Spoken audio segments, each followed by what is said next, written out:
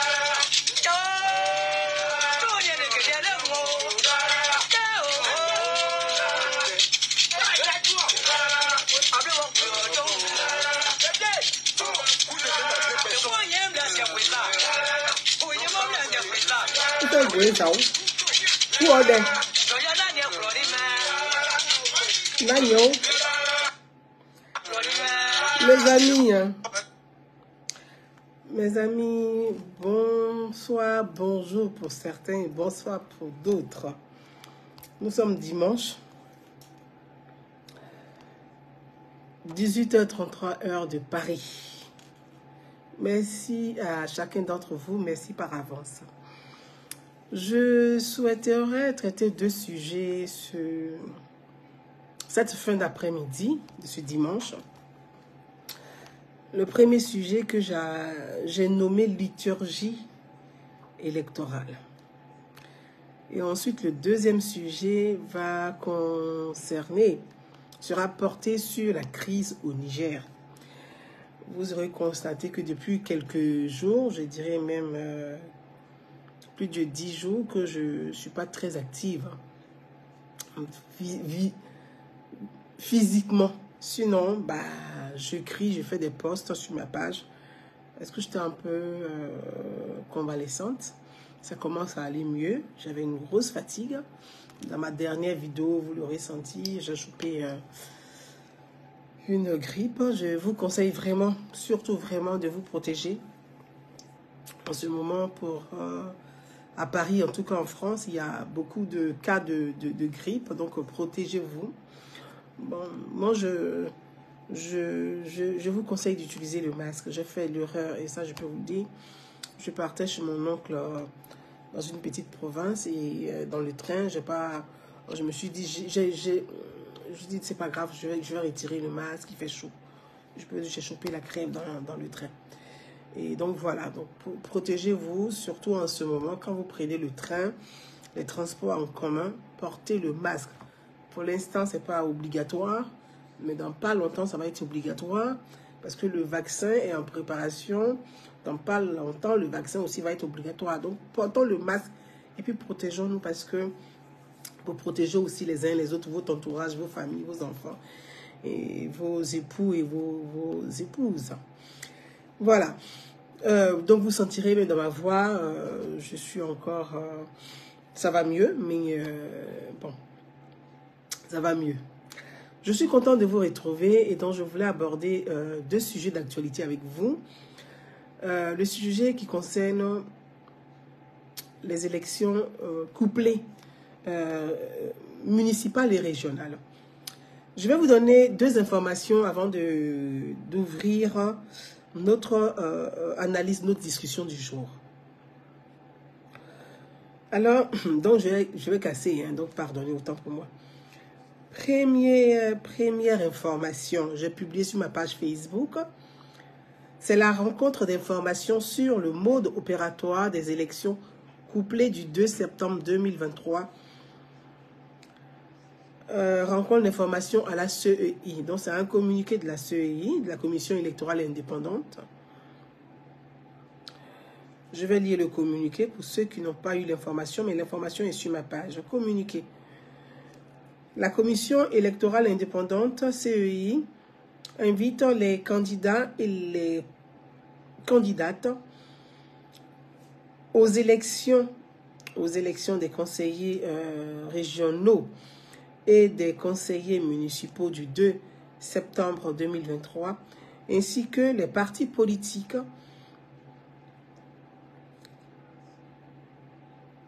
ayant investi des candidates à une importante réunion d'information et d'échange sur le mode opératoire de ces activités couplées. Le jeudi 17 août 2023 à 10 h précise à Cocody 2 Plateau Latrir Events. Voilà. Au regard de l'importance de cette rencontre, chaque liste des candidatures est invitée à se faire représenter par une personne. Notez bien, pour toute information complémentaire, prière de joindre le secrétariat permanent de la CEI au 27 22 40 09 30. Voilà. Fait à Abidjan le 8 août 2023 pour le président et PO, le secrétaire permanent Kwame Adjumani Pierre. Informations qui concernent les candidats aux élections couplées du 2 septembre prochain, c'est-à-dire les élections municipales et régionales. Donc, j'ai le code électoral ici, la constitution. Moi, j'aime toujours me documenter, avoir des supports d'informations qui sont réels, qui sont supports d'informations légales et légitimes pour pouvoir m'exprimer sur un certain nombre de choses. Donc, j'ai toujours ça avec moi. Deuxième information concernant la diaspora, les Ivoiriens de la diaspora France. Vous trouverez cette information aussi sur ma page Facebook qui concerne le consulat en France pour les Ivoiriens de la diaspora. Alors, je vais vous lire rapidement. Je n'ai pas très bonne vue en ce moment parce que je suis fatiguée. Je n'ai pas très bonne vue en ce moment, je suis fatiguée. Et puis bon, voilà. Information communiquée, là c'est la CEI, communiqué du consulat en France. Je vais vous publier ça.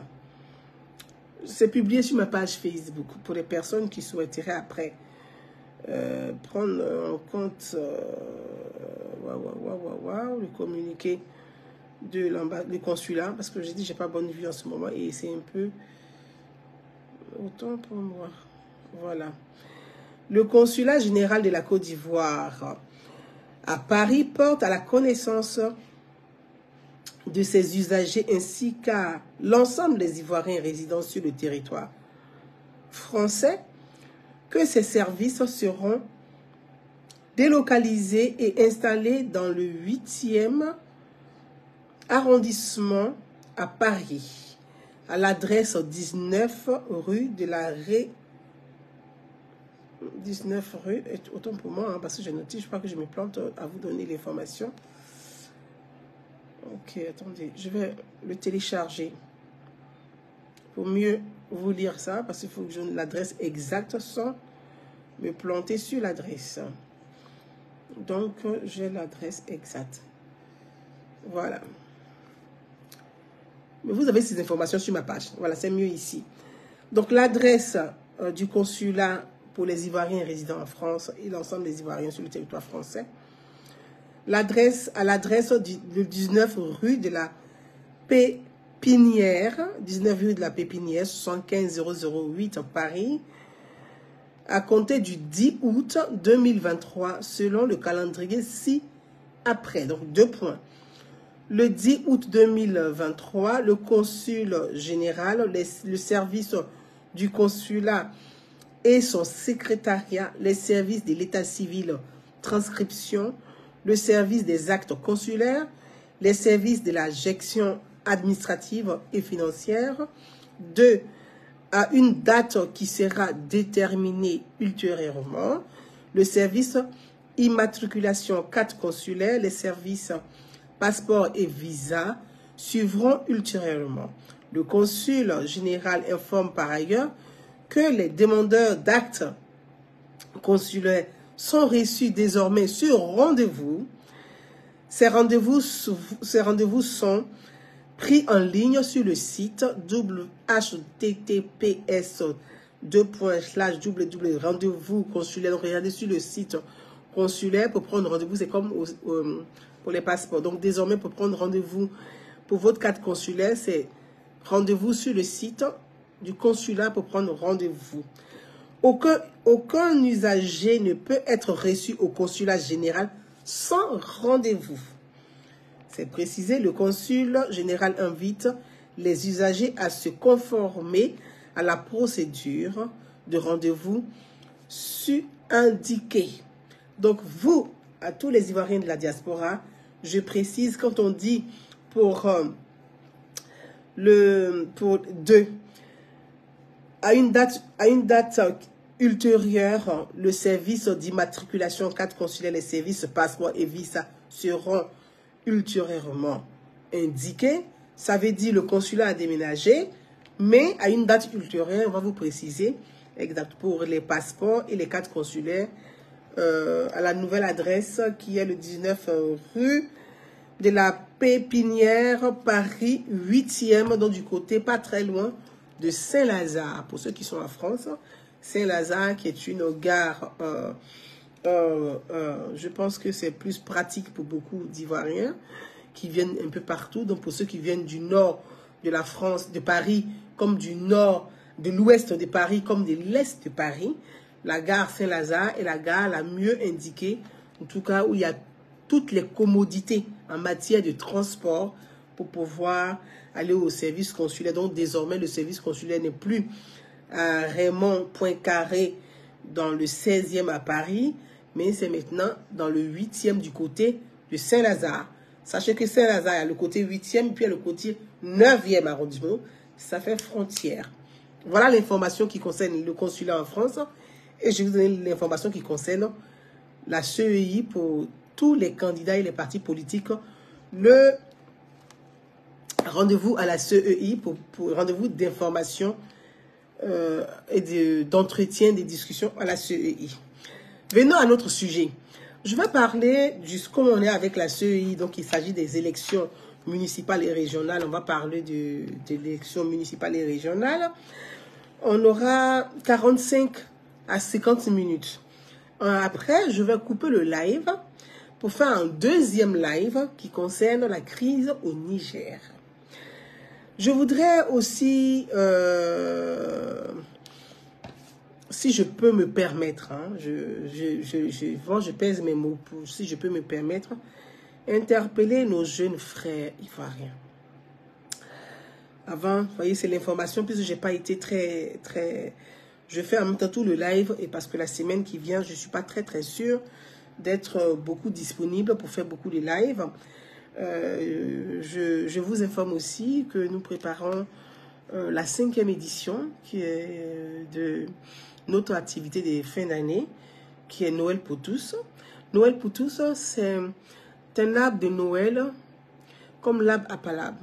Sous l'arbre de Noël, il y a plusieurs activités. Il y a l'éducation, il y a la santé, donc il y a la sensibilisation sur l'éducation, il y a l'accompagnement sur l'éducation, il y a les primes qu'on donne aux meilleurs élèves, il y a la santé, il y a la sécurité, c'est la vie au quotidien, c'est la vie sociale. Et donc, à travers l'arbre de Noël, on amène les enfants à pouvoir communier ensemble, à partager ensemble et apprendre à se respecter et à accepter la différence. Et c'est ce qui est le plus important, accepter la différence. On peut ne pas avoir les mêmes couleurs des yeux, on peut ne pas parler le même langage, on peut ne pas avoir le même style, on peut ne pas avoir la même couleur de peau, on peut ne pas être de la même ethnie, mais on doit apprendre à se respecter et à accepter la différence. Donc, on apprend aux enfants à faire de la différence de l'autre une richesse. Et ces enfants, demain, sont les adultes, et sont les électeurs, et sont les leaders, et sont les élites. Et même, certains d'entre eux seront les dirigeants de demain. Et donc, je tenais à le préciser pour toutes les personnes qui souhaiteraient nous accompagner. Dans pas longtemps, nous allons lancer notre collecte de dons, collecte d'accompagnement pour ceux qui veulent nous accompagner, nous aider à réussir cet événement à nouveau. On en parlera et je vous donnerai des informations, plus d'informations sur cette activité, parce que très bientôt, dans moins de 6 mois, c'est l'activité et c'est dès maintenant, on commence à préparer l'activité. Je viens sur cette vidéo. On va l'écouter ensemble. On va l'écouter ensemble. On y va.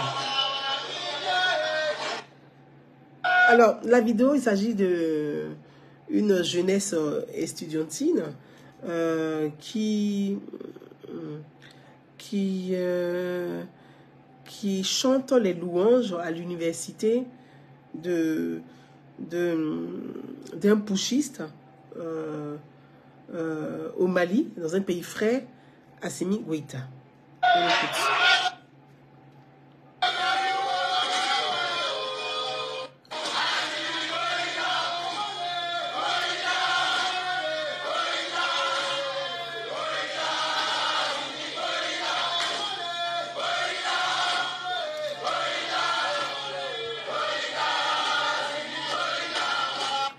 Alors, je ne vais pas durer sur cette séquence de vidéos, mais je voudrais juste parler à nos jeunes frères.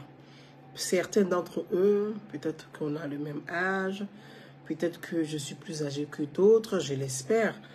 Parce que si on doit avoir des adultes qui se comportent ainsi, ce serait vraiment dommage, ce serait un échec collectif pour notre République. Voyez-vous, je trouve cette séquence triste, lamentable et dommage. Depuis longtemps, depuis le multipartisme en Côte d'Ivoire, les universités, comme en France d'ailleurs, il n'y a pas qu'en Côte d'Ivoire, sont transformées en base arrière politique ou des politiciens de carrière. Parce que malheureusement en Afrique, la politique est devenue une profession. Donc ce sont des politiciens de carrière, instrumentalisent cette jeunesse, manipulent cette jeunesse à des fins, même pas des fins idéologiques, parce qu'il n'y a pas d'idéologie là-dedans. C'est à des fins individuelles, égocentriques et narcissiques. Et c'est malheureux, c'est dommage. C'est dommage de voir cette jeunesse. Nous sommes dans le mois d'août. Le mois d'août, ce sont les vacances. Donc, ces jeunes devraient peut-être, logiquement, devaient avoir des jobs de vacances, qu'on appelle les jobs d'été, pour préparer leur rentrée scolaire. Devaient avoir des petits boulots. Oui, comme font ici en France beaucoup de jeunes étudiants qui, pendant la rentrée, pendant les vacances, travaillent pour préparer leur rentrée scolaire. En France ici, des étudiants, même des élèves des lycées travaillent déjà. Ils font des petits boulots. Ils font des boulots, des petits jobs pendant les vacances. Même pour partir en vacances, des enfants déjà commencent à travailler pour partir en vacances, pour payer leurs vacances. C'est vrai qu'ici en Europe, en France, en tout cas où moi je vis, où nous vivons, il y a un accompagnement vrai, il y a une vraie, il y a des réformes qui accompagnent les jeunes étudiants, ainsi de suite.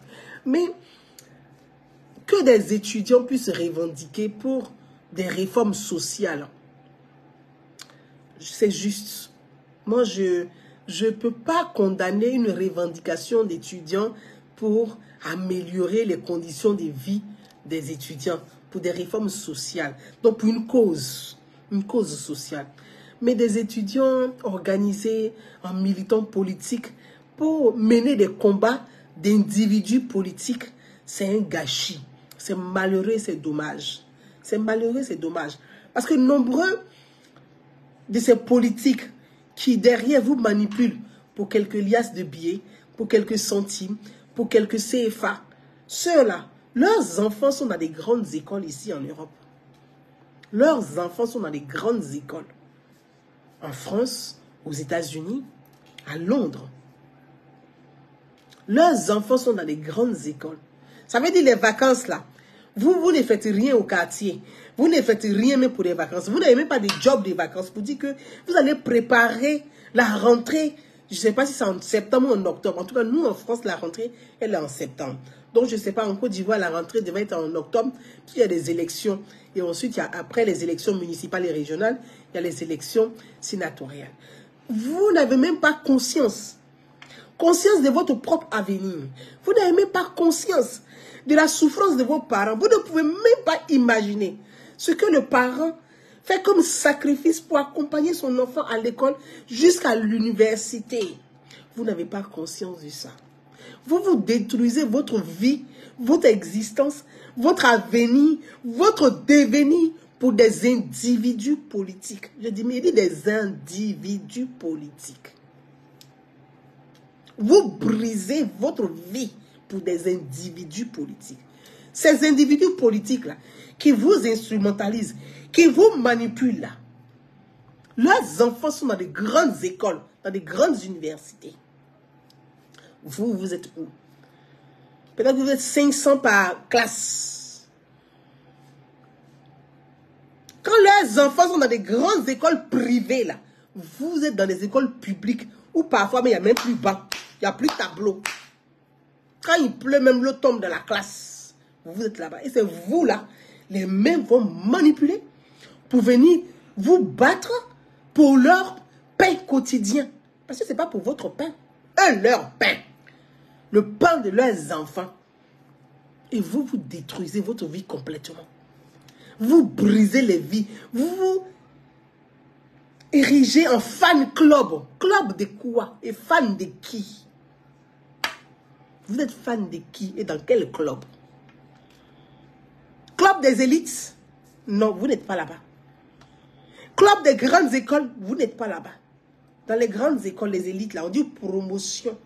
Et leur promotion, là, c'est identifié à une élite. Vous, là, votre promotion est identifiée à quoi? Assimi Goïta. Quelqu'un qui ne sait pas écrire son propre prénom, là. Assimi Goïta. Quelqu'un qui prend le, qui le met à la fin de là. Assimi Goïta. Hein? Les Ivoiriens. Ressaisissez-vous, jeunes. Ressaisissez-vous. Vous allez mener combat des hommes politiques jusqu'à quand? Vous allez détruire votre cursus scolaire jusqu'à quand? Et pour qui? Pour qui concrètement?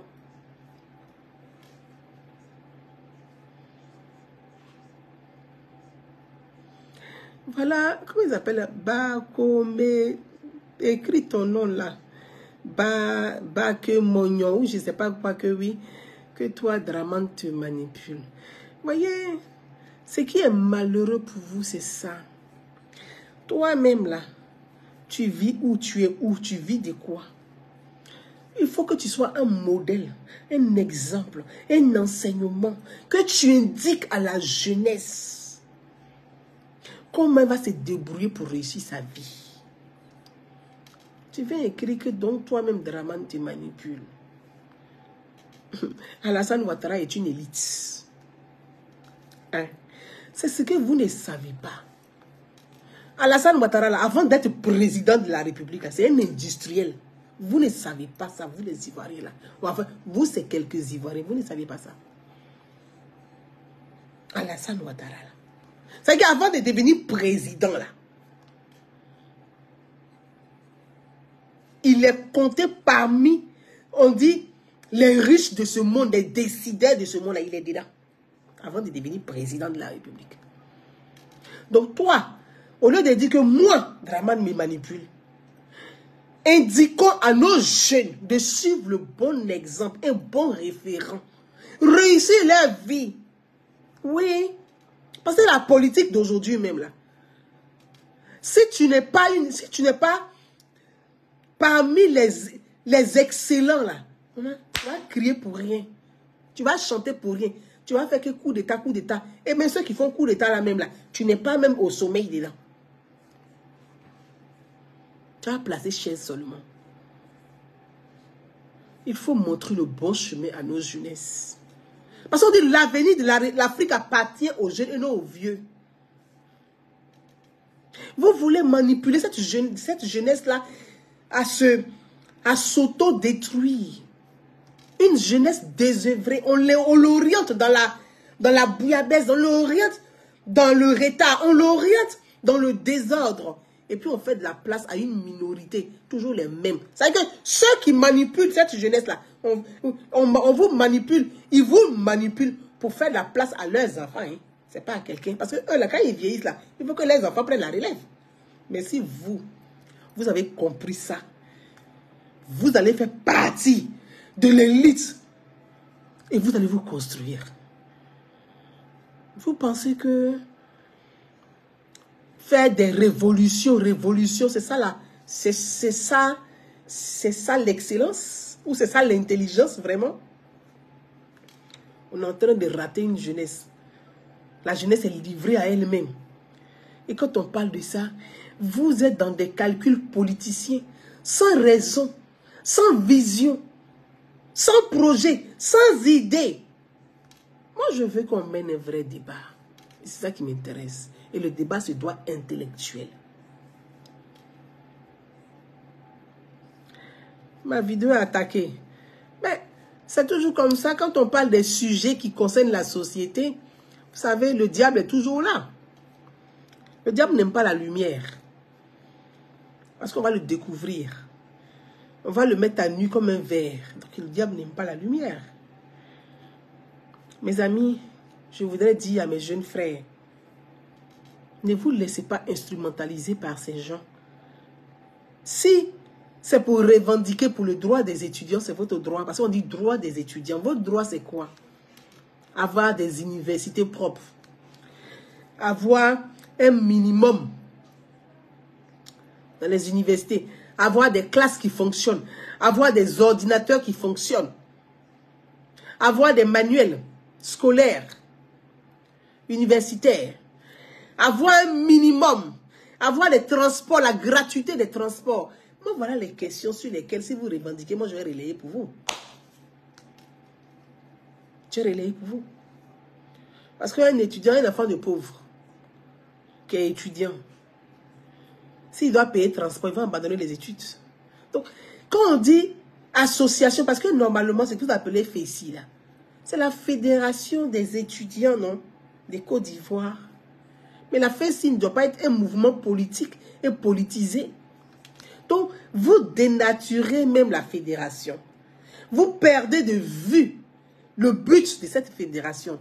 Et donc, vous ne pouvez pas atteindre les objectifs, puisque les objectifs, pour vous, c'est suivre des énergumènes politiques. Et je précise, des énergumènes politiques. Donc, vous transformez la FESI en une milice. En une milice. C'est triste. Vous êtes en train de détruire votre vie. Parce que les gens qui vous manipulent, qui vous poussent là, les enfants sont en Europe. Même les femmes sont en Europe. Au jour où je vous parle là où on parle actuellement, là, toutes les personnalités politiques de Côte d'Ivoire, là, ils ont tous sorti les enfants du pays. Oui. Mais vous êtes au pays, non? Donc quand tu vois les gens qui sont contents, ça n'a qu'à chauffer, ça n'a qu'à chauffer, ça n'a qu'à chauffer. Je reçois des messages. Et ça fera partie de mon deuxième live. Gouza, tu es foutu. Gouza, tu es foutu. J'en ris. Moi, je vis en France, ici. Donc, qui est foutu? Moi, je vis ici en France. Ici, là, je ne vais pas dormir dehors. Même s'il n'y a pas l'argent pour payer mon loyer, je ne vais pas dormir dehors. Ici, là, si je suis malade, là, je vais à l'hôpital, on va me soigner gratuitement. Ici, là, si je n'ai même pas l'argent pour payer mes médicaments, je n'ai pas l'argent là, on va me soigner gratuitement. Ici, là, la rentrée scolaire qui arrive, là, J'ai déjà même payé presque les fournitures de mon enfant. Parce que moi, avant la rentrée, je paye tout et puis je dépose. Après, c'est les plus, je mets dessus. Je n'aime pas avoir le stress. J'aime que les trucs soient vite faits. Et puis, je n'aime pas le stress. D'abord, je suis de nature, mais je suis de nature. Je suis stressé de nature. Parce que j'aime que les choses soient carrées. Donc, moi, j'ai déjà tout réglé. En France, ici, là, on ne paye pas scolarité. À part les grandes écoles, là. Grande école, même l'État nous donne un peu. Même l'école privée, là, l'État te donne un peu. Quand tu inscris ton enfant dans une école privée, là, l'État peut te donner 1500 à 2000 euros pour que tu payes l'école privée de ton enfant. Donc ici, moi, mon pays, ici, il n'y a pas de problème. C'est vous qui êtes au pays, là, c'est vous. Donc quand vous dites, ça va être chaud pour toi, rien n'est chaud pour moi. Rien n'est chaud pour moi. Rien n'est chaud. Voilà. Donc, les jeunes étudiants de Côte d'Ivoire, concentrez-vous sur vos études. Et ne laissez pas ces politiciens véreux vous détruire à leur fin pour faire de la place à leurs neveux, leurs cousins et leurs frères. Et puis vous êtes zéro dans tout ça. Oui. Même ceux qui vous manipulent, qui font croire qu'ils sont contre le pouvoir. Là. Leurs enfants sont dans les grandes écoles ici en France, à Londres, aux États-Unis. Avec qui? Avec la bourse de l'État. C'est moi, Gouzen Naounou, je vous dis ça. Et ils ont quoi pour payer les études ici? Vous savez combien ça coûte les grandes écoles ici? Les grandes écoles, là, vous savez combien ça coûte ici? Même pour les Français, mais c'est la peau des fesses, ça plus forte que celui qui vit en Afrique. Vous savez combien ça coûte ici? Donc, c'est-à-dire que vous, les étudiants là, on vous sacrifie pour on vous sacrifie pour les hommes politiques. Et ces mêmes hommes politiques là, ils vous sacrifient 2 fois et doublement. C'est vous là. Les bourses d'études, normalement, l'État doit accorder la bourse d'études aux enfants de pauvres. Mais c'est les enfants des riches mais qui récupèrent les bourses d'études. Pourquoi vous ne revendiquez pas pour dire, nous, on demande au gouvernement ivoirien, à l'État de Côte d'Ivoire, de publier ceux qui reçoivent les bourses d'études. Vous allez voir dedans. C'est moi que vous en avez vous dit. Demandez. On peut demander audit sur les bourses d'études. Vous allez voir dedans qui bénéficient des bourses. Ceux qui vous poussent là, ils sont remplis dedans. Eux-mêmes là, ils ont des bourses d'études pour les enfants.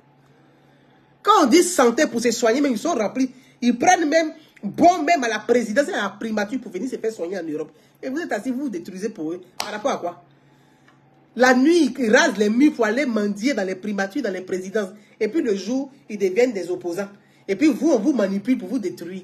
Mais n'acceptez plus cette foutaise-là. Quand un homme politique vient vous voir pour dire que les étudiants vont vous manipuler, demandez à l'homme politique. Mon frère, ton enfant est dans quelle école? Il faut nous montrer l'école de ton enfant. Toi-même, tu vis où? Tu dors dans quelle maison? Quelle est ta voiture? Quand vous allez voir ça, vous allez dire, ah, non, on ne va plus faire ça pour vous. Si tu ne peux rien nous proposer comme projet de société, comme programme, tu ne peux rien nous apporter. Tu ne peux même pas incarner l'alternance là. Pardon, il faut partir.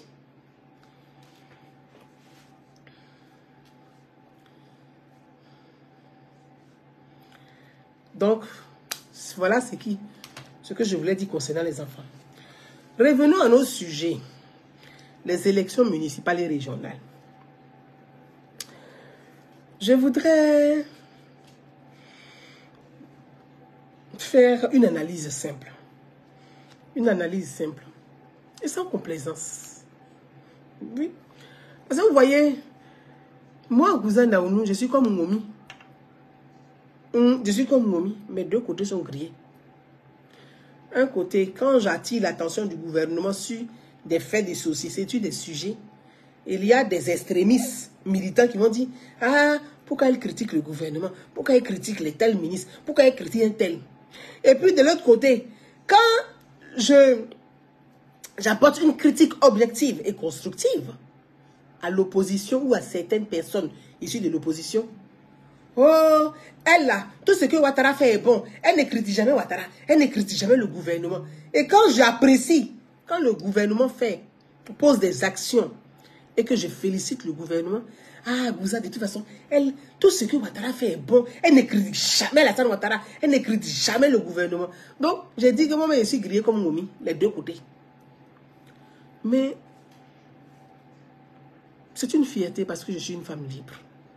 Parce que je suis une citoyenne et je tiens vraiment à le préciser. Pour ceux qui me suivent, je le dis tout le temps. Moi, Gouza Naouni, je suis une citoyenne, je ne suis pas une militante politique. Je suis une citoyenne. J'aime le respect, l'ordre. Moi, je suis républicaine. J'aime la démocratie. Je respecte les principes démocratiques. Même si ça ne va pas à ma faveur, je respecte. C'est ça, Gouza Naouni. Moi, je ne suis pas une militante politique. Je suis responsable associative. Mon association s'appelle Idée de paix. Idée de paix. Initiative pour le dialogue et la paix entre les peuples. Donc moi, je me considère comme le fil qui relie les partis qui ne s'entendent pas. Oui, parce que je suis une citoyenne. Mes frères et sœurs ivoiriens,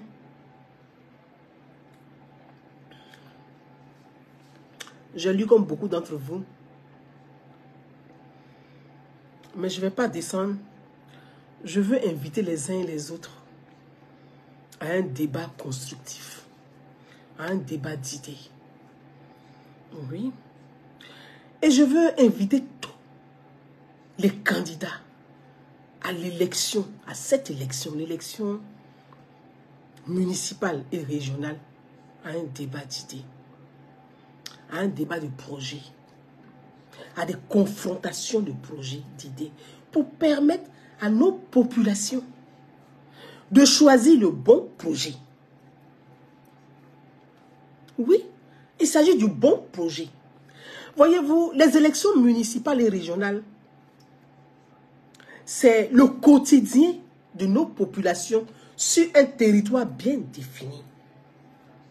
C'est ça une élection. Une élection municipale, c'est-à-dire pour le maire de la commune, c'est la vie de nos concitoyens tous les jours sur un territoire bien défini. Les élections régionales, c'est la vie quotidienne de nos populations. C'est le projet de développement, le programme de développement, la vision de développement du candidat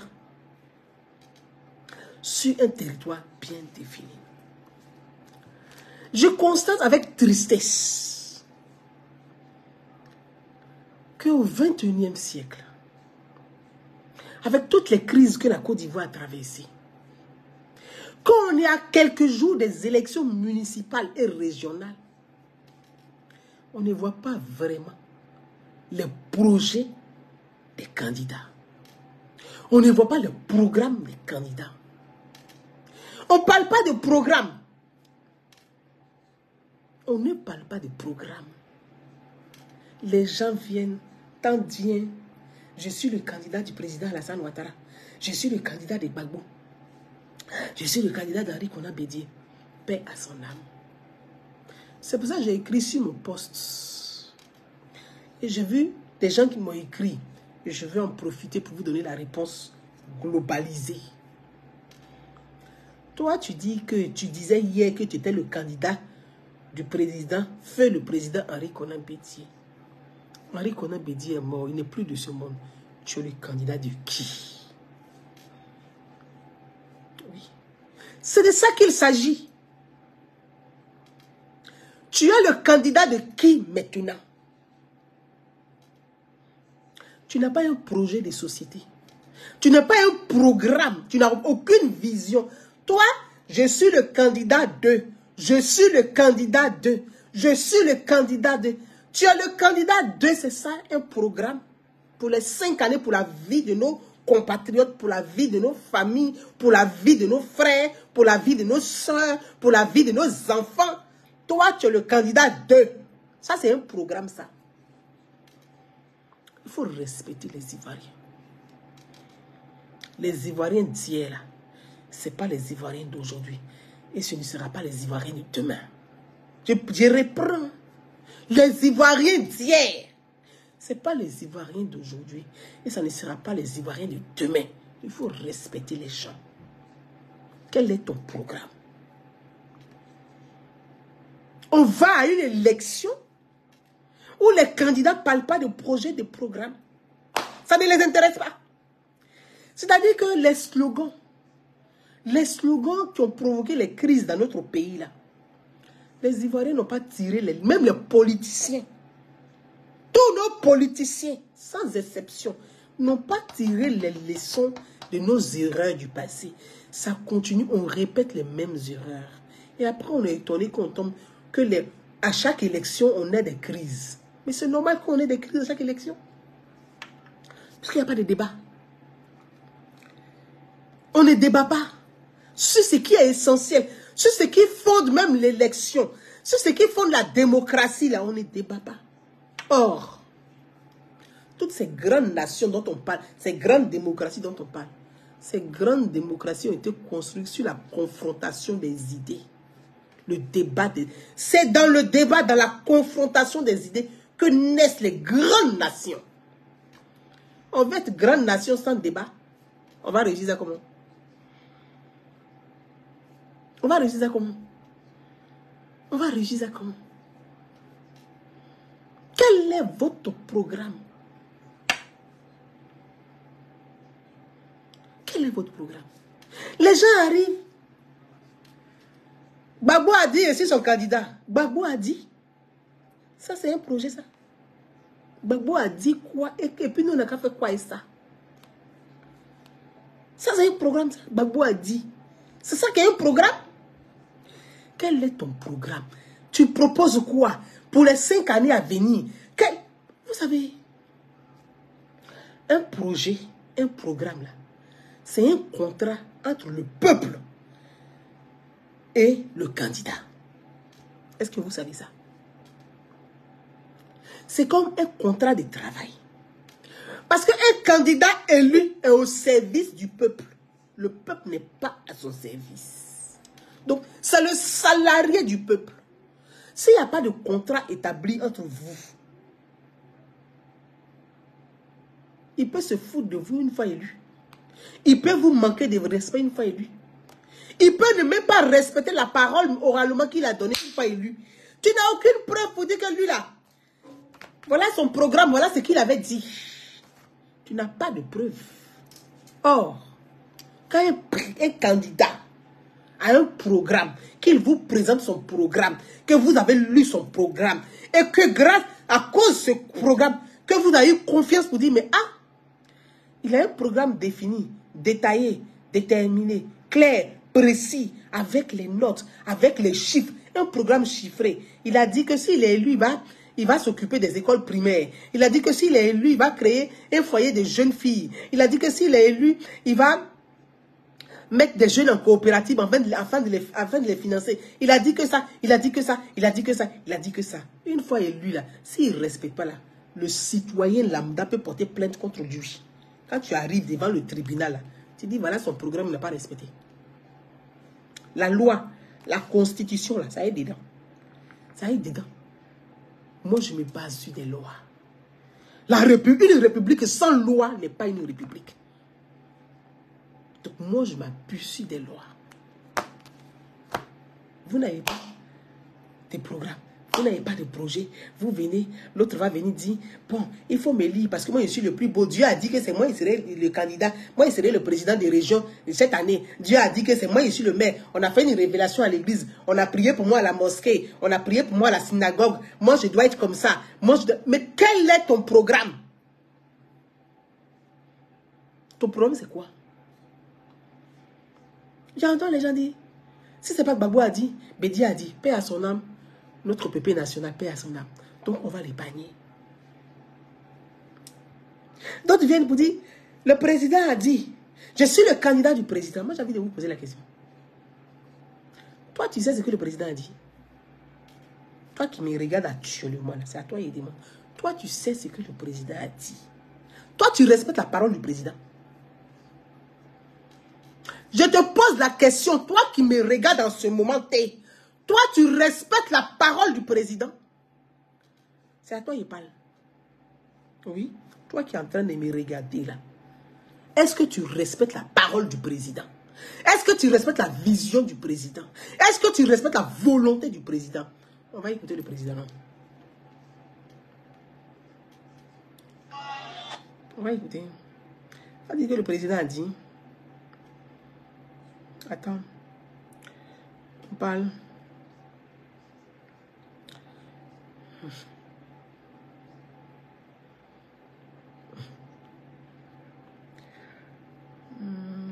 Seigneur. Merci pour ceux qui partagent ce live avec moi. Je vais vous lire au fur et à mesure. Pour ceux qui ont des questions, mettez les questions. Écrivez votre question à répétition afin que je puisse les percevoir une fois que je regarde l'écran et les noter pour pouvoir répondre à votre question. Je vais répondre à vos questions sans faux bruit. Oui, on va répondre aux questions. J'espère trouver ça. Je l'avais quelque part là. Je n'ai pas fait la mise à jour, mais je l'ai écouté ce matin en plus. J'ai écouté ce matin ce que le président a dit. Bon, mais si je ne l'ai pas tout de suite, je l'aurai. Le président a dit, moi je me rappelle, mot pour mot, je me rappelle ce que le président a dit. Le président Alassane Ouattara a dit. C'était au palais des congrès de l'État d'Ivoire. On était en 2020. Les gens parlent comme si 2020, c'était 10 ans en arrière. 2020, c'était avant-hier. Vous, le président a dit là. 2020, là, c'était avant-hier. Oui. Le président disait, quand des gens, c'est-à-dire que la campagne là, vous, le président a dit là, il y avait nombreux d'entre vous qui étaient en sombreré. Je dis en sombreré. Il y avait nombreux d'entre vous qui étaient en sombreré. Le président a dit, vous respectez la parole du président, vous? Moi, n'importe qui ne me fera pas la morale. Non. Non. Toi, tu peux me regarder pour dire que ce que le président dit, moi, il sait. Toi, tu ne sais pas. Voilà. C'est le vrai point. Ce que le président dit, ce que le président veut, ce que le président vous demande là, moi, il sait. Toi, tu ne sais pas. Parce que tu ne fais pas sa volonté. Tu as dit que le président a dit. Il t'a dit quoi? Toi, tu respectes la parole du président. Le président a dit, tellement qu'il avait mal, il ne comprenait pas. Il dit, on peut être au pouvoir, avoir les moyens du pouvoir, et c'est l'opposition qui va manipuler les jeunes dans les villages. Le président a dit ça. Vous avez dit, sans comprendre ce qu'il a dit. Tu as bien dit que le président a dit. Toi, tu sais ce que le président a dit. C'est que le président vous donne, mais pour nous donner, vous ne nous donnez pas. Tu as dit que le président a dit. On n'a qu'à parler. Quand tu respectes la parole du président, tu respectes la parole du président. Toi, tu respectes la parole du président. Jusqu'à ce que le président, le chef, il va s'asseoir pour dire, mais je n'arrive pas à comprendre. Avec tout, on est au pouvoir, avec tout le travail que je fais. Et c'est l'opposition qui manipule les jeunes dans les villages. Ça veut dire que vous êtes radin. Vous ne partagez pas, vous êtes radin. Est-ce que le président est en train de vous dire? Et puis ça rien. Voilà, parce que vous n'avez pas compris ce qu'il a dit. Et c'est vous qui avez dit, le président a dit, le président a dit. Le président dit aider les gens. Tu as aidé combien de personnes? Concrètement. Vous, des coupeurs de route comme ça, vous dites que le président a dit.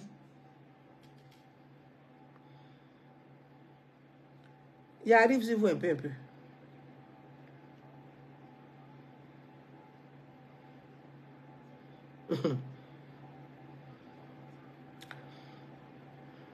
Le président a dit quoi? Voyez, je vais inviter chaque candidat à présenter son projet. Et cette façon de vote, cette méthode archaïque, déplacée, oui, pas fine du tout, dévalorise la parole du président. Oui. Parce que vous n'êtes pas fin, vous n'êtes pas élégant dans votre méthodologie. Et donc ça dévalorise la parole du président. Ne faites pas ça. On ne porte pas la parole du président avec arrogance et insolence et mépris. Non. Parce que la parole du chef de l'État est sacrée. Parce qu'il a le pouvoir exécutif. Son stylo, là, s'il a signé aujourd'hui, s'il dit Gouza Naounou aujourd'hui, là, je veux qu'à Paris où tu es là-bas, là, je veux que Gouza puisse avoir un appartement avec un grand balcon de 300 000 euros. Le président a signé ça là. Demain, même agence m'appelle pour dire, Madame Gouza Naounou, oui, on a un appartement pour vous, vous avez les clés. Ça s'appelle le pouvoir exécutif. C'est pour ça qu'on dit la parole du président est sacrée. Donc, ne banalisez pas la parole du président comme ça, dans n'importe quoi et tout et n'importe comment, avec arrogance, insolence et... Non, non, ne faites pas ça. Non. Voyez-vous, dans le programme du chef de l'État, le président Alassane Ouattara, c'est que vous êtes nombreux autour de lui, mais peu ont compris sa vision et peu font la volonté du président. Je répète, je dis, vous êtes en tas comme ça autour de lui, mais vous n'êtes pas nombreux à percevoir sa vision, à comprendre sa vision et à l'accompagner concrètement, à promouvoir concrètement sa vision. Parce qu'elle fait la promotion de la vision du président. C'est respecter son programme. C'est respecter les instructions claires. C'est-à-dire aider les gens qui en ont le plus besoin. Le président ne peut pas quitter le palais présidentiel pour dire « Je m'en vais à Diokoué. Il paraît qu'à Diokoué, là-bas, il y a des enfants. Il y a des pauvres là-bas qui n'arrivent pas à bien manger. Je m'en vais à Guiglo. Il paraît que là-bas, il y a des enfants qui ont besoin d'aide sociale. Ah, il paraît qu'il y a une jeune femme là qui vit en France, chaque année qui fait un arbre de Noël qui offre 2000 à 2500 cadeaux à des enfants. Cette fille-là, je vais l'aider. Non, c'est à vous d'aider. Ça, quand le président est assis là, c'est ce qu'il attend pour pouvoir consolider ses actions. Vous ne faites pas ça. Vous n'êtes pas beaucoup. Hein? Je répète, je dis, ils sont peu. Ceux qui aident concrètement autour du président, on les compte au bout des doigts. On ne dépasse pas 5. Je reprends. Ceux qui aident concrètement auprès du président, là, on les compte au bout du doigt. Quel est filet sawanani, loro, 1, 2, 3, 4, 5, 200 ans, Nembren Yubu Tabona fait nous. Je vais vous parler hein, dans mes langues que je comprends un peu là. Vous êtes assis et c'est vous là, vous prenez la parole du président, vous dévalorisez, vous le président a dit, le président a dit, et puis le président a dit, le président a dit, le président a dit, le président a dit. Le président a dit quoi que tu as compris?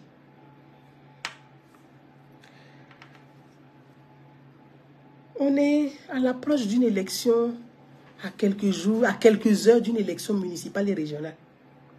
Les gens n'ont pas de programme. Les gens n'ont pas de projet. Les gens n'ont rien à proposer. Ils viennent avec des slogans sous vide, de façon archaïque. D'autres même menacent les gens. C'est comme ça qu'on fait la politique. Le président Alassane Ouattara, là, vous n'avez pas compris sa vision. Hein? Le président dont vous parlez, je vais vous faire rafraîchir la mémoire. Le président Alassane Ouattara voulait être candidat aux élections législatives à Congo chez lui. On lui a refusé ça. Vous avez compris? On lui a refusé ça. Le président voulait être... Il a dit élection législative, on lui a refusé ça. Quand il voulait être candidat, on a trouvé toutes sortes de parades pour dire non, il ne va pas... Sa candidature est rejetée. Ils ont rejeté sa candidature. Donc le président Alassane Ouattara est un amoureux de la démocratie. Le président, c'est un amoureux de la démocratie. Il ne faut pas dévaloriser sa parole. Non. C'est un amoureux de la démocratie. Parce qu'il sait que c'est seul par la démocratie que nous allons réussir des républiques, des institutions fortes. Sinon, chacun va venir avec sa forme d'anarchie dans une république. Alors que la Côte d'Ivoire est une des plus démocratiques. La vision du Houphouët-Boigny, on dit oufouettiste, le progrès et le développement. Houphouët-Boigny est issu du Parti démocratique de Côte d'Ivoire. Parti démocratique. Et vous pensez que c'est le fils de Houphouët-Boigny, le président Alassane Ouattara, qui va régner la démocratie? Il ne faut pas dévaloriser la parole du président, s'il vous plaît. J'attends d'autres. Et là, je veux réagir aussi. Quand on demande à certains quel est votre bilan, ah, ils s'attribuent le bilan du président. Oui. On vous demande votre bilan. Toi qui m'écoutes là, quel est ton bilan? Même moi, Gouza Naounou, même la pauvre Olo là. Il n'y a rien. Je ne suis pas député, je ne suis pas sénateur, je ne suis pas sénatrice, je ne suis pas maire, je ne suis pas agent au maire, je ne suis pas président de région, je ne suis pas conseiller régional, je ne suis pas conseiller municipal, je ne suis pas secrétaire d'État, je ne suis pas secrétaire au ministère, je ne suis pas fonctionnaire, je ne suis pas ministre, je ne suis pas ambassadeur, je ne suis pas quoi d'autre? Conseiller diplomatique, il n'y a rien. Je peux m'asseoir même pour faire mon maigre bilan pour dire, chaque année, je frappe à toutes les portes, je me débrouille pour offrir des petits cadeaux aux enfants de 0 à 12 ans. Autour de l'arbre de Noël, nous faisons des activités de sensibilisation à la citoyenneté, aux droits, aux devoirs et aux obligations. Je peux faire bilan de ça. Toi, quel est ton bilan? Quand on te demande ton bilan, tu dis que le président a fait le pont. Le président Alassane Ouattara dit, le président a fait des ponts, le président a fait des routes. Mais le travail du président, c'est de faire des ponts et puis des routes. Toi, pour toi, là, c'est quoi? Le bilan, c'est ça. Ton bilan, là, c'est ça là, qui est là. Tu dis que le président a fait des routes, on a fait des ponts. Donc, on a compris. Mais le président, là, c'est le peuple qui l'a élu pour faire les routes et puis les ponts. Toi, quel est ton bilan? Je vais faire simplement pour imaginer, pour que les gens puissent comprendre. Attendez, on va imaginer. D'accord? Parce que là, on fait la pédagogie. Attendez, on va imaginer. Voilà, on va dire le président. On va imaginer, attendez. Dacio m'ont donné, hein? Comment Dacio? Dacio, ça veut dire l'argent. Voilà. Chaque fin d'année, ou bien avant la fin d'année, le président fait un budget, on dit le budget de l'État. On fait un budget. D'accord? Budget. Donc, on fait une estimation, on fait le budget. Le président fait le budget. Je vais vous expliquer ce qu'on appelle un bilan, parce que les gens ne savent pas ce qu'ils appellent un bilan. D'autres ne savent pas du tout, donc on va expliquer pour qu'ils comprennent. Vous savez, ce n'est pas tout le monde qui comprend la chose politique, la chose publique. Ce n'est pas tout le monde qui comprend ça. Et l'intérêt général et national, ce n'est pas tout le monde qui comprend ça. Donc, chaque année, on fait un bilan. Le président a été élu par le peuple. Donc, on appelle ça au suffrage universel. C'est le vote direct. Le peuple, à la grande majorité, a élu un programme. Donc, le programme du président de la République. Quand je vous parle du programme du président de la République. Donc, le président dit, moi, quand je serai élu président, dans mon programme, et moi, j'ai le programme, vous savez très bien que le programme du président, je l'ai. Moi, je l'ai. Dans mon programme, je veux en 5 ans faire des ponts. En 5 ans, je veux construire des routes. Faire des autoroutes pour fluidifier la circulation et les transports. Et faire des routes pour relier les régions entre elles. Ça faisait partie du programme du président. Pour ce faire, je suis élu président, j'ai fait mon budget. Voyez là, on va dire, je donne un exemple, on a 100 euros. D'accord? Budget. C'est un exemple pour imaginer. Le président fait son budget. Et maintenant, le président, une fois que le peuple l'a élu, le président, il va choisir un premier ministre. Il va demander au premier ministre de former son gouvernement, c'est-à-dire les ministres qui vont occuper les départements. Chaque ministre va occuper un département ministériel dédié au programme du président. Je répète, programme du président. Donc, le président, dans son budget, il dit, bon, comme c'est moi le chef suprême, le gouvernement est là, et tout. Le président dit, mon budget, le budget de l'État. Parce que l'État, là, c'est l'ensemble des institutions. Donc, le chef est le président élu. Donc, le président est le chef de l'État. Donc, quand on dit le chef de l'État, c'est comme on dit le chef de toutes les institutions qui forment l'État. Le président est le chef. Donc, il dit que voilà mon budget. Tel ministère, le président dans son budget, donc on va dire le budget du président, et que le président, son programme là, que son gouvernement, le chef du gouvernement va mettre en place. Il dit, toi, le premier ministre et ton gouvernement, je vous donne 50 €. On a le budget de l'État, 100 €. Le président prend 50 €, il donne à son chef du gouvernement. Il dit, toi et les ministères, voilà pour vous. Or, l'État, c'est aussi les collectivités. L'État, c'est aussi les collectivités. Donc, les mairies, les régions. Vous voyez? Dans les régions, il y a les départements.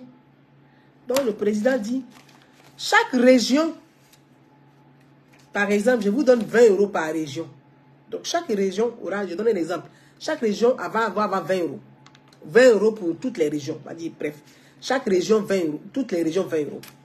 Les collectivités, parce que région, c'est une collectivité. Les mairies, je vous donne aussi 20 €.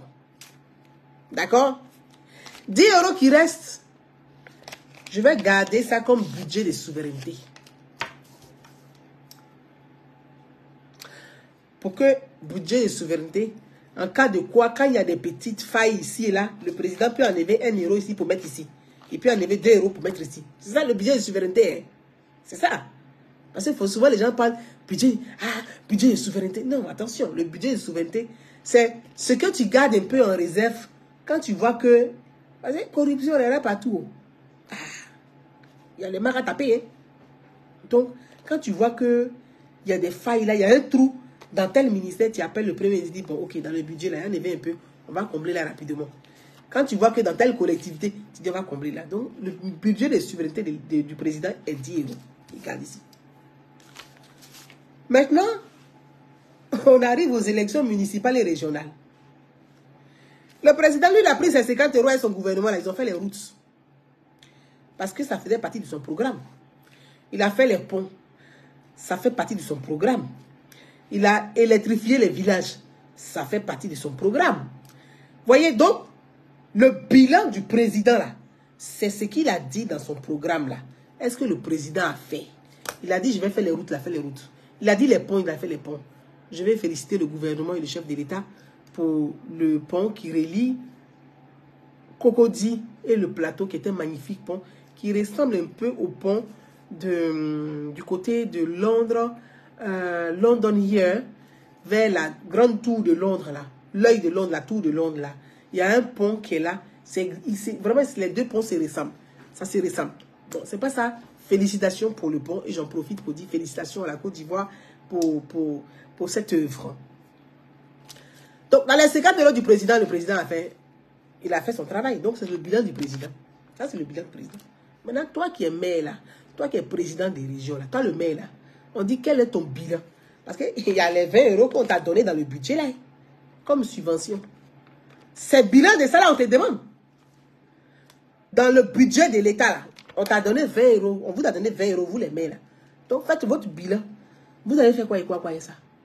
Quand on demande à certains, ils disent, non, le président a fait les routes, le président a fait les ponts. Mais non, les routes et les ponts du président, ce sont ces 50 €. Toi, les 20 € qu'on vous a donné là, il faut venir nous expliquer, tu as payé quoi et ça? Tu as fait quoi et ça? C'est ça là qu'on appelle bilan.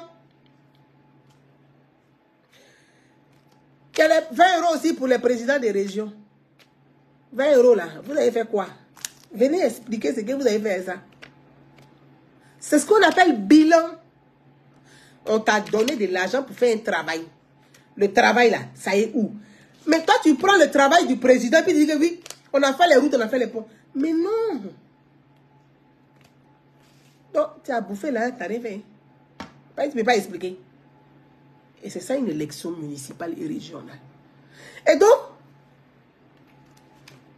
il faut que les gens viennent expliquer aux populations leur projet et faire leur bilan. Et que ceux qui, les rentrants, les candidats qui rentrent aussi, qu'on appelle les rentrants, les candidats, tous les candidats, qu'ils soient du parti au pouvoir, qu'ils soient de l'opposition, qu'ils soient indépendants, viennent présenter leur projet. C'est ça une élection. Et c'est comme ça on va éviter le pire à nos États. Et c'est comme ça on va éviter les crises à nos États. Quand on arrive à expliquer aux populations le rôle d'un maire, le budget d'un maire, les obligations du maire, le rôle d'un président de région, les obligations du président de région, le budget du président de région, les populations seront instruites.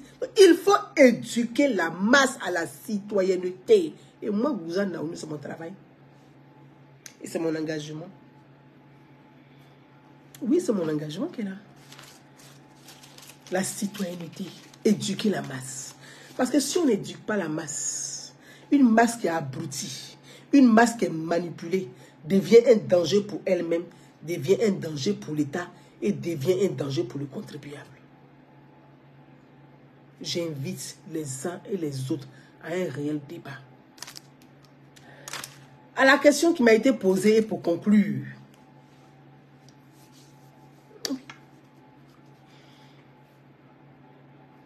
Les gens me disent que le président nous a envoyé. Je dis, j'ai compris.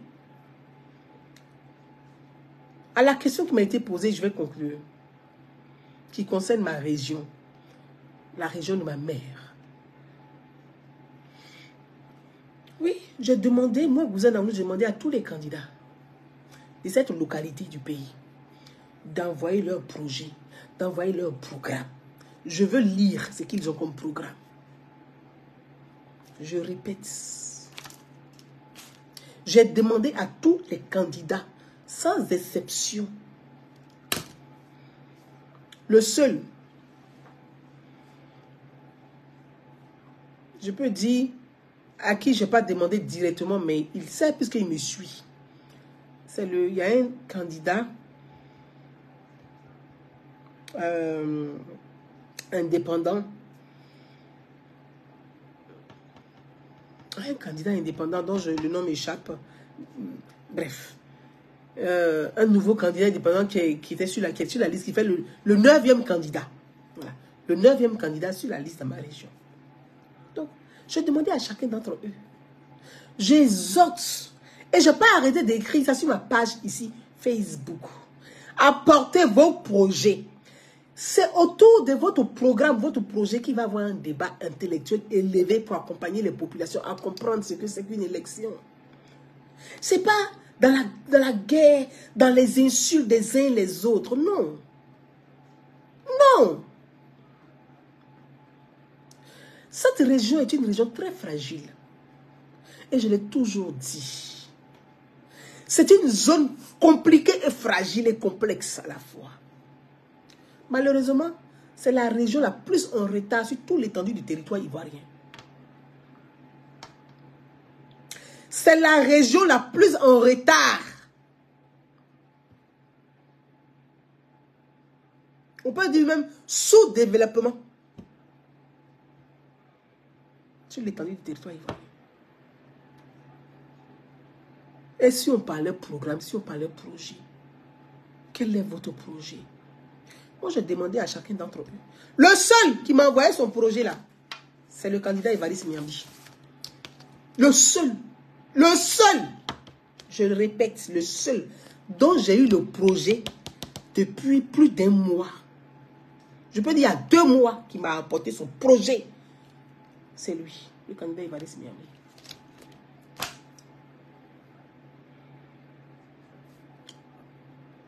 Et pourtant, j'ai envoyé des messages à chacun d'entre eux.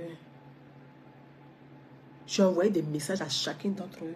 Le premier qui m'a envoyé son projet, c'est Évariste Miambi. Voilà son projet qui est là. Jusqu'à présent, on attend les projets des autres. On va à une élection sans programme, sans projet. Dites-moi. Un projet, là, un programme, c'est un contrat. C'est un contrat que vous signez. Moi, j'ai lu son programme. Par la suite, il est venu à Paris. Oui, il est venu expliquer son programme à Paris. Il est venu à Paris expliquer son programme. Il dit, voilà ma vision où je veux aller. Pourquoi je suis candidat? Il a donné sa vision qui est le management participatif. Il a fait son bilan quand il était président des régions de 2013 à 2018. Il a fait son bilan. Son bilan financier, 3 milliards de francs CFA. Il a dressé le bilan actuel de 13 milliards. Il dit, avec 3 milliards, voilà ce que j'ai fait. Il a fait son bilan financier. Il a fait le budget reçu que le conseil reçoit. Bon, il suis allé faire des recherches. Hein. Il a expliqué sa capacité à mobiliser les fonds. Puisqu'il a déjà fait pour d'autres pays. Et il a fait pour la Côte d'Ivoire. Notamment pour la Covid-19.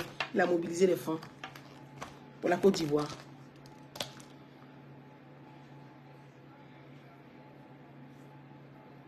Pour d'autres pays, il a mobilisé les fonds. Les masques, il a mobilisé les fonds pour aider la Côte d'Ivoire. C'est le seul, hein? Je répète, c'est le seul qui m'a envoyé mon projet. J'ai écrit à tout le monde. Je dis, mais oui, quel est votre projet? Votre projet est où? Votre programme est où? Moi, j'attends depuis. J'attends votre programme pour qu'on puisse permettre aux populations de confronter vous les idées, les projets, les programmes. Pour dire, voilà les 9 candidats que nous avons là. Candidat Miambli, voilà. Attendez, je vais... mon téléphone est où? Je vais vous donner le nom de nos 9 candidats. Parce que je réponds, je dis de façon globale. Parce que je ne vais pas répondre de façon individuelle. J'étais un peu souvent à chaque personne. Sur les 9 candidats, dans notre région, il y a 9 candidats. Il y a 9 candidats dans notre région. Je vous explique ici. On va y aller. Et ce n'est pas la seule région de Côte d'Ivoire où il y a plusieurs candidats. Hein. Dans la Bagoué, il y a plusieurs candidats. Dans le Denguélé, il y a plusieurs candidats. Oui. Dans le Worodougou, est-ce que vous savez ce qui se passe dans le Worodougou? Dans le Guémon, encore même, nous, c'est calme. Dans le Worodougou, les Koyaka et puis les Ouai, ils ont le même comportement. Dans le Worodougou, ça se passe là-bas. Il y a plusieurs candidats. Même en plein cœur, même d'Abidjan, il y a plusieurs candidats. C'est-à-dire que le maire de Côte d'Ivoire, quand on dit le maire de Côte d'Ivoire qui a un bilan positif, lui-même dans sa mairie a commencé là, il y a un candidat indépendant dans sa mairie qui est sorti de ses propres rangs. Mais c'est par le débat, par la confrontation des projets, des programmes, qu'on va arriver à un débat constructif, qu'on va éclairer les populations à choisir le bon projet. Mais si on ne pose pas le débat, comment voulez-vous expliquer aux populations, vous, votre projet et le projet des autres, pour permettre aux populations de se faire une idée et de choisir librement le bon projet? Il faut qu'on fasse la politique autrement. Il faut qu'on fasse la politique autrement. Je vais vous donner, comme j'ai dit, je vais vous donner la liste des candidats, je vous la donne ici. Attendez, je vous la donne ici. Chez moi, hein, je vous donne la liste des candidats. Je dis, moi je m'engage. Tous les candidats qui m'envoient leur projet, à relayer leur projet sur ma page. Parce que je fais de la sensibilisation citoyenne. Moi, mon engagement là, c'est de permettre aux populations de comprendre et d'aller choisir. C'est pas de dire oui, tel n'est pas le bon candidat, tel est le bon candidat. Pourquoi? Parce qu'il n'est pas bon. Mais ça n'a pas de sens. Ça n'a pas de sens. Excusez-moi, hein.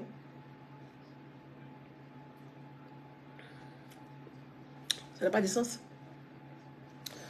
Quand le candidat Miambi est venu à Paris, le dimanche, je suis parti, on est venu à Paris. J'ai pris quelques jours, je suis parti. Je suis allé voir mon oncle. Mon oncle dit, mais non, il faut que tu restes ici. J'ai dit non. Il y a un candidat qu'on appelle Éloire. Il a un nom qui m'échappe, mais je sais que c'est Éloire. Le nom Éloire est resté dans ma tête. Il s'appelle Éloire.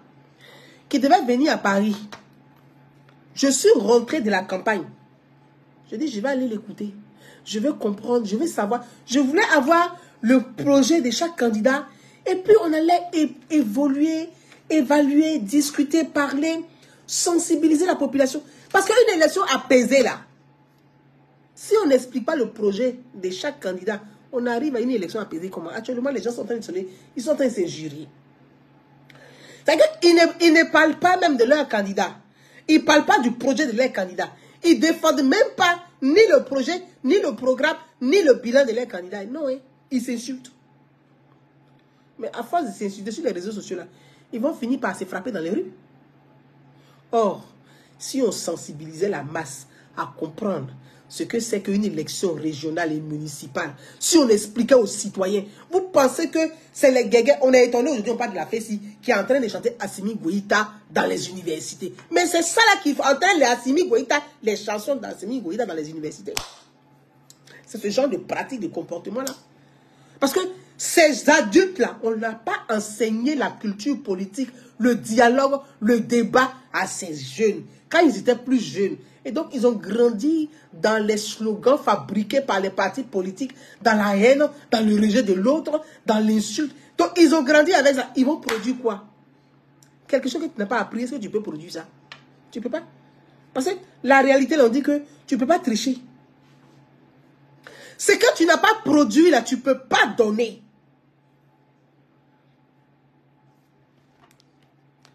Je vous donne ici le nom des 9 candidats dans ma région. Oh là là. Ils sont là.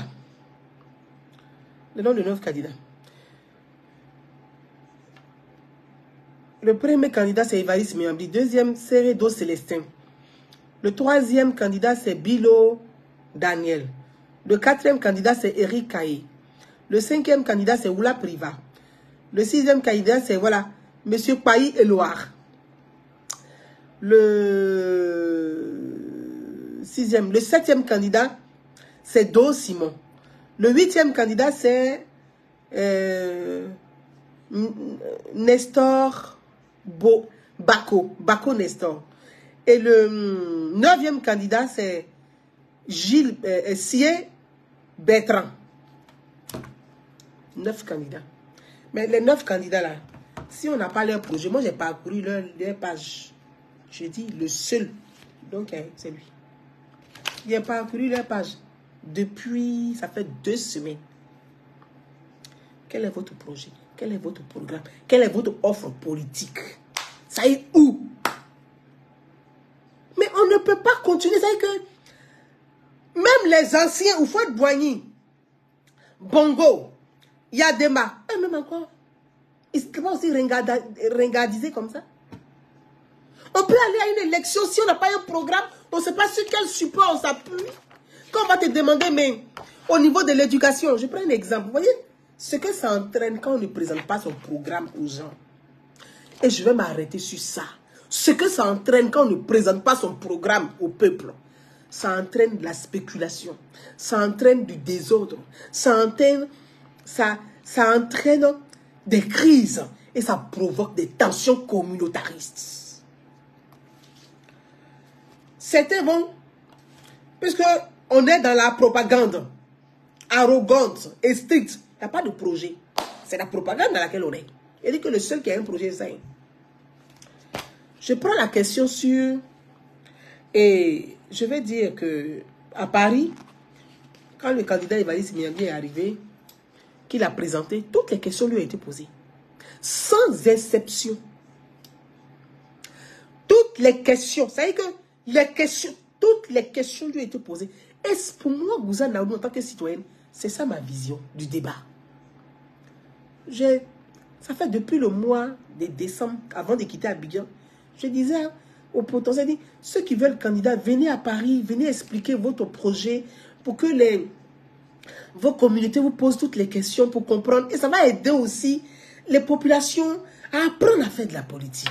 Parce que vous voyez, ce qui est malheureux chez nous, à l'Ouest, on n'a pas suffisamment la culture politique. Non, on n'a pas ça. Donc, les gens sont dans des formules de propagande préfabriquées dans les officines. Et c'est ça qu'on distille, on distille, on distille. Or, il faut amener la jeunesse à comprendre, à faire de la politique autrement, à avoir un dialogue politique, un débat politique. Parce que chaque fois on a des crises et puis après on dit oui, dialogue politique entre les partis politiques et le gouvernement. Mais en fait, dialogue politique entre les partis politiques et le gouvernement. Mais les militants eux-mêmes là, ils n'ont pas la culture politique. Donc ça ne va rien donner. Même ceux-mêmes qui sont à la tête même des partis politiques là, ils ne sont pas éduqués suffisamment politiquement. Ça ne va rien apporter. Donc, c'est comme le serpent qui se mord la queue. On est comme le poisson rouge Maurice dans l'aquarium. On tourne dans l'aquarium, on pense qu'on fait le tour du monde. On pense qu'on comprend la politique alors qu'on n'a rien compris à la politique. On n'a rien compris à la politique. Je viens sur le cas du Mont Ségaï. Le Mont Ségaï. Ces deux sujets-là, hein, je souhaiterais que le chef de l'État, le président de la République, soit informé de ça. Oui, il y a deux sujets sur lesquels ceux qui n'ont pas de programme, ils vont venir manipuler les populations pour pouvoir on va arriver à des crises. Le Mont Ségaï. Le Mont Ségaï se trouve dans le département de Bangolo, dans la région du Guémon. Bangolo fait frontière avec Logwalé, la ville de Logwalé. Logwalé est la ville qui est dans la région du Tonkwi. Entre et le Mont Ségaï, qui est une montagne, se trouve dans la région du Guémon, dans la ville de Bangolo. Il y a un fleuve naturel, la frontière naturelle, c'est-à-dire la ville de Logwalé est séparée de Bangolo par un fleuve. Depuis des années, Logwalé veut le Mont Ségaï. Or, Logwalé, on va dire, c'est la sœur à Bangolo. Bangolo est aussi le frère à Logwalé. Et donc, ce sont les enfants d'une même, on va dire, tribu qui se tiraillent sur un patrimoine. Et le patrimoine Mont Ségaï se trouve à Bangolo, dans la région du Guémon. Depuis des années, il y a des tensions. Et ces tensions, s'ils ne sont pas réglées, ça va dégénérer sur des tensions communautaires entre les Oué et les Yakuba. Et pourtant, je suis en train d'attirer l'attention des uns et des autres. Et pourtant, dans un passé lointain, il y a eu des crises entre ces deux tribus. Il y a eu des crises. Il y a eu des crises. Faisons attention. Et depuis, il y a des discussions. Mais il y a une chose. Tout ça peut être réglé que par l'immatriculation des terres. En immatriculant les terres, on immatricule les patrimoines. Donc, chaque région de Côte d'Ivoire doit pouvoir immatriculer son patrimoine. Ici, en France, quand on dit l'UNESCO, là, on dit immatriculer. Mais si vous n'avez pas immatriculé votre patrimoine, votre terre, on va arriver dans un flou juridique où on ne pourra pas s'en sortir. Et ça va envoyer encore des crises encore dans cette localité du pays. Et je veux attirer aussi l'attention de nos élus. Nous avons des députés, nous avons des sénateurs, nous avons des maires, nous avons des présidents des régions, des deux grandes régions. Le Mont Ségaï, là,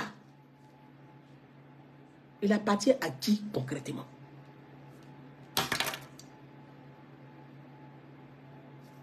Juridiquement, là, le Mont Ségaï appartient à qui? Mais nous avons quand même des députés à l'Assemblée nationale. C'est à eux d'informer les populations sur ces questions-là. Mais dans la campagne, là, affaire de Mont Ségaï dedans encore. Dans la campagne, là, au régional, là, Mont Ségaï est sorti encore là-dedans. Et depuis des années, les chefs, ouais, essaient de s'organiser pour dire non. Le Mont Ségaï est un patrimoine qui appartient à la région du Guémon. En plus de cela, spirituellement, c'est un patrimoine qui est attaché à notre identité culturelle. Parce que quand vous voyez les montagnes qu'on voit là, les gens voient les montagnes simplement. Mais les montagnes ne sont pas aussi simples que ça. Non, quand on dit les initiations se font dans les montagnes. Je ne vais pas rentrer dans ce sujet parce que c'est délicat et je ne vais pas parler de ça aujourd'hui. Mais je vais dire, moi j'entends les gens, moi quand on voit là, je vous ai dit que moi je suis grillé des deux côtés, c'est comme Momi. On me dit, toi tu es avec Alassane Ouattara, tu es avec le pouvoir, tu as vu le pouvoir arracher le Mont Gaye et puis aller arracher le Mont Gaye. Oh ouais. Ah. Je dis que le pouvoir n'a pas arraché le Mont Gaye. Oh ouais. Les ouais là, vous avez des élus, vous avez des députés, vous avez des sénateurs.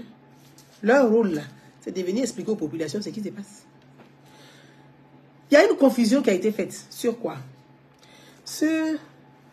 Moi, jusqu'à présent, les populations ne sont pas vraiment informées sur la situation réelle du Mont Gaye. Juridiquement, il faut que nos élus nous expliquent juridiquement. Les deux élus des deux régions expliquent juridiquement le Mont Gaye appartient à qui. Il y a une note, un décret ministériel. Il ne faut pas confondre le décret ministériel à l'appartenance du mont à X ou à Y. Non. Il y a un décret ministériel qui donne exploitation, en tout cas, pas, mais à une entreprise qu'on appelle éléphant minière, qui va faire des recherches pour voir dans le Mont Gaye les mines qui se trouveraient dans le Mont les mines de fer et tout qui se trouvent dans le Mont Gaye. Donc, il y a un décret du ministère de l'énergie des mines, de l'énergie de Côte d'Ivoire, un ministère, j'ai le décret ici, je n'ai pas le temps de le chercher, qui donne autorisation de recherche. Voilà, je préfère dire, ce n'est pas exploitation, mais de recherche. Autorisation de recherche. Or, l'autorisation de recherche, étant donné que ça vient du ministère,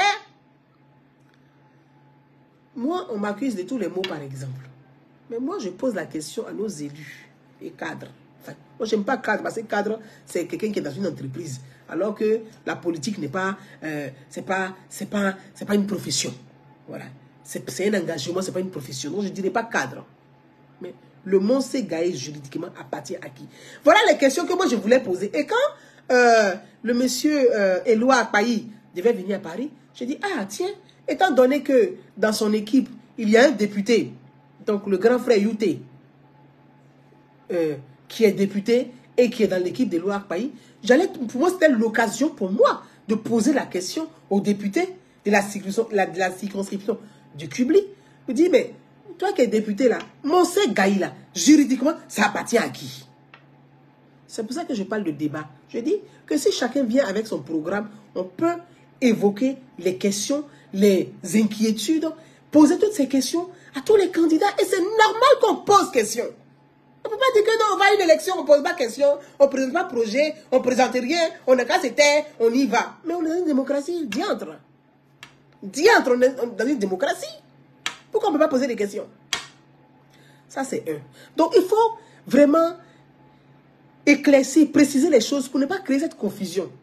Il y a autorisation du ministère pour faire des recherches à une entreprise qui s'appelle Éléphant Minière pour faire des recherches dans le Mont Gaye. Ça ne veut pas dire que Mont Gaye, juridiquement, appartient au Ouai ou juridiquement appartient au Tonkui ou juridiquement appartient au Guémon. C'est à nos élus et cadres là, des deux régions, ou même de la région du Guémon où se trouve le Mont Gaye, et particulièrement des Bangolo, de venir expliquer aux populations juridiquement le Mont Gaye appartient à qui. Ça va, pour pouvoir apporter des clarifications sur cette question qui est en train de tourner dans l'opinion dans cette localité. Je mets de côté. Ça, c'est notre préoccupation. Deuxième question que moi je voulais poser à nos élus, c'est sur Guézon. J'ai été à Guézon et j'ai vu. En 2020, il y a une crise qui a éclaté à Guézon, une malheureuse crise pour une question de chapeau où la communauté, une partie de la communauté malinquée, il y a dans la communauté Ouai, un jeune Ouai allé arracher un chapeau à un dozo à Guézon et la communauté d'Ozo est allée brûler des maisons du côté des Oué à Guézon, où des maisons à brûler, il y a eu des morts, où des bébés même ont été cramés, malheureusement, dans cette, j'appelle ça barbarie. Mais le chef de l'État, le président Alassane Ouattara, a dépêché une délégation, et moi, vous êtes où je dis. Voyez, c'est pour ça tout à l'heure quand j'ai dit, vous dites que le président a dit, je vous ai posé la question, je dis, vous là, le président vous a dit quoi? Est-ce que vous faites la commission du président? Est-ce que c'est que le président vous demande même concrètement, vous faites ça? À Guézon, les maisons ont brûlé là-bas. En tout cas, l'information que nous avons reçue, c'est que le chef de l'État, le président Alassane Ouattara, a décaissé une somme de un fonds de 80 millions pour que les maisons soient construites, les maisons qui ont brûlé à Guézon soient construites rapidement. Je répète, hein. En tout cas, si c'est faux, on dirait c'est faux. Mais je dis, une somme de 80 millions pour que les maisons soient reconstruites rapidement à Guézon. Jusqu'à ce jour, aucune maison n'a été construite à Guézon. L'argent est rentré où? Je pose la question. Donc moi là, j'attendais que tous les candidats viennent pour qu'on leur pose toutes ces questions. Parce qu'on ne va pas une élection, puis on dit, allons-y à l'élection, allons-y. Mais nous ne sommes pas des... Oh. On pose des questions, on veut comprendre. Et moi, ce sont des sujets qui me tiennent à cœur. Le social. Le social. Parce que si on ne règle pas ces questions-là, ça va dégénérer sur des crises d'humains. À Guézon, là. 80 millions pour construire des maisons. Monsieur le Président, même pas une pierre. Aucune maison n'est construite à Guézon. Je répète, hein, même pas. Moi, j'ai été à Guézon. À l'anniversaire, les 1 an. L'année dernière. Les 1 an, j'étais à Guézon. Les 1 an. Oui, je n'ai pas la date exacte. Mais les 1 an, j'étais à Guézon. Mais il a failli avoir des confrontations communautaires. Je ne suis pas député. Je ne suis pas quelque chose. Vous avez compris? Je ne suis rien du tout. J'ai pris 1 million, j'ai appelé les communautés, j'ai dit pardonnez.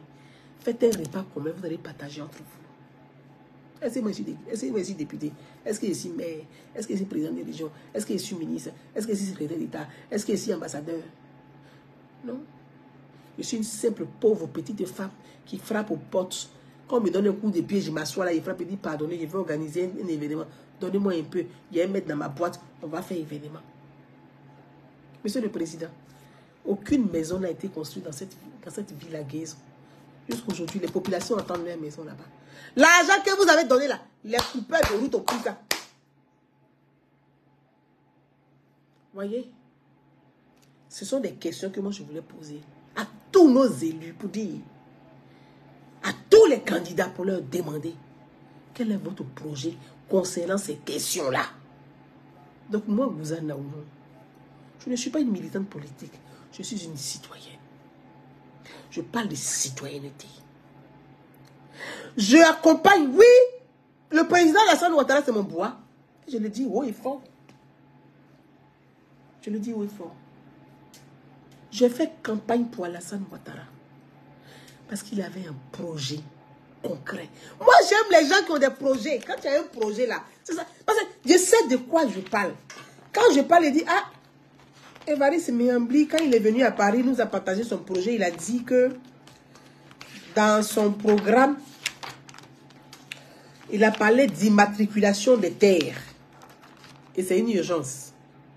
C'est une urgence. Dans 10 ans, chaque famille, ouais, si votre terre n'est pas immatriculée, vous n'êtes pas propriétaire de la terre, puisque on donne un délai de 10 ans pour immatriculer les terres.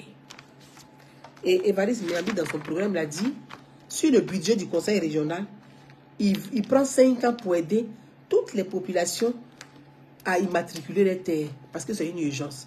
Moi, j'ai noté ça, j'ai ça. Si le président des régions de Megui, il ne fait pas là, il dit, oh, papa, ton projet là, tu as dit ça, hein. Donc, Il y a un contrat qui est là. Mais j'attends les projets des autres.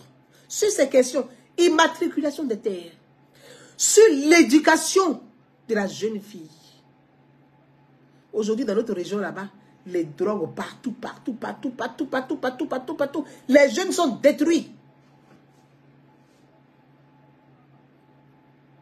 Une jeunesse qui est désœuvrée, qui est détruite, on va voir elle. On fait quoi? Ce n'est pas les vieux qui vont être la relève de demain, c'est la jeunesse qui est la relève de demain. Donc il faut organiser cette jeunesse à entreprendre, à créer. Sur la jeunesse, il dit, il veut accompagner tous les jeunes dans tout ce qui est élevage et les femmes dans le vivrier, afin que la région soit une région autosuffisante alimentaire. Il a mis dedans. Mais les autres, quand je leur demande, je dis, mais l'autre, Évariste même lui a dit ça, toi tu te proposes quoi sur cette question? C'est comme ça, je vous invite à poser les questions aux candidats qui viennent vers vous. Prenez la parole, posez ces bonnes questions aux candidats. En matière sécuritaire, tu proposes quoi pour garantir la sécurité? Le ministère de l'Intérieur apporte la sécurité, mais aussi les collectivités doivent être en appui au ministère de l'Intérieur pour que la sécurité soit effective. Ce n'est pas que le ministère de l'Intérieur seul qui va faire la sécurité. Non. Le ministre de la Défense, que je veux saluer au passage, qui fait un travail formidable. Mes frères et sœurs, quand je reviens tout à l'heure pour le deuxième live, et on en parlera. Les gens sont autour de la Côte d'Ivoire pour un Nyaka. Ils sont là, ils prient. La Côte d'Ivoire va tomber. La Côte d'Ivoire. Monsieur le ministre de la Défense, Téné Ibrahim Ouattara, la Côte d'Ivoire compte sur vous. Nous vous faisons confiance. Rien ne va arriver en Côte d'Ivoire. Je répète, rien ne va arriver en Côte d'Ivoire. Parce que nous sommes confiants. Mes frères et sœurs, invitez tous les candidats à présenter leur programme, leur projet. Qu'est-ce qu'ils comptent faire? Un programme, c'est un contrat entre toi et le candidat, entre le peuple et le candidat. S'il n'a pas respecté, mais tu le traduis en justice. Le citoyen a le droit de traduire même un élu en justice, parce qu'il n'a pas respecté le contrat. C'est de ça qu'il s'agit. On se reconnaît tout à l'heure et on va parler du Niger. Je vous dis à toutes, merci de m'avoir suivi. À tout de suite. Dans 15-20 minutes.